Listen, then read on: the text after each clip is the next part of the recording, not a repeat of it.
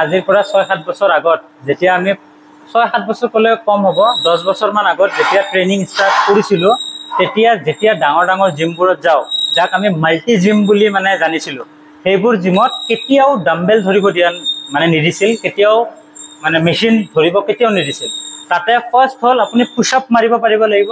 আপুনি পুল আপস মাৰিব পাৰিব লাগিব আপুনি প্যাৰালেল ডিপস মাৰিব পাৰিব লাগিব আপুনি ক্ৰাঞ্চেছ কৰিব পাৰিব লাগিব আপুনি जिबिलाक basic workout body weight workout free squat हो लंजेस हो केबिलाक কৰিব পাৰিব লাগিব তেতিয়া হে आफ्टर 3-4 মান্থ পিছত ডাম্বেল বা মেচিন ধৰিব দিছিল যিটোৰ কাৰণে বেসটো ইমান ষ্ট্ৰং হৈ গৈছিল যাৰ পিছত যেতিয়া হেভি वर्कआउट বিলাক কৰা হৈছিল সেই হেভি वर्कआउट টো কৰোতে কোনো ধৰণৰ ইনজুৰি হোৱা নাছিল আৰু কোনো ধৰণৰ প্ৰবলেম নহৈছিল মানে ওয়েট মাৰিব পাৰিছিল বা ভালকে পাৰফৰ্ম কৰিব পাৰিছিল আজিকালি কেনেকুৱা হয় बिगिनर सकले प्रथम दिन जिमत आहि केने बटरफ्लाई मारा स्टार्ट কৰি দিয়ে ইউ কাৰণ ইউটিউবত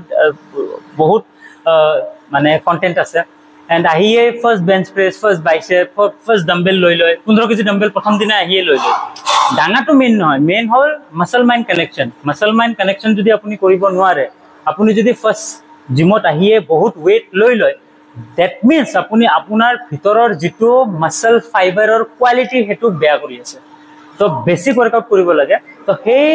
10 বছৰ 12 বছৰ পুৰণা ষ্টাইলত যেনেকৈ আমি वर्कआउट শিকিছিলো ফাৰ্স্ট দেৱজিৎ গগৈ স্যাৰ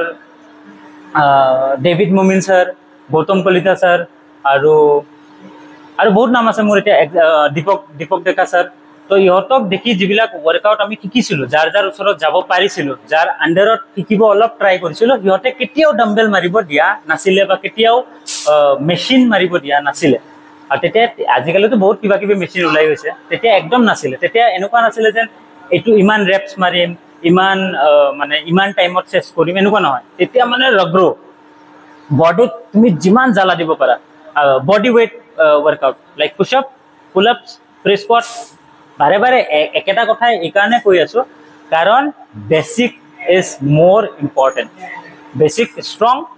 তো বেস স্ট্রং হৈ গলে বাকি বডি ওয়েট মানে বেলেগ हेवी वर्कआउट करते बहुत बेसी हेल्प হয়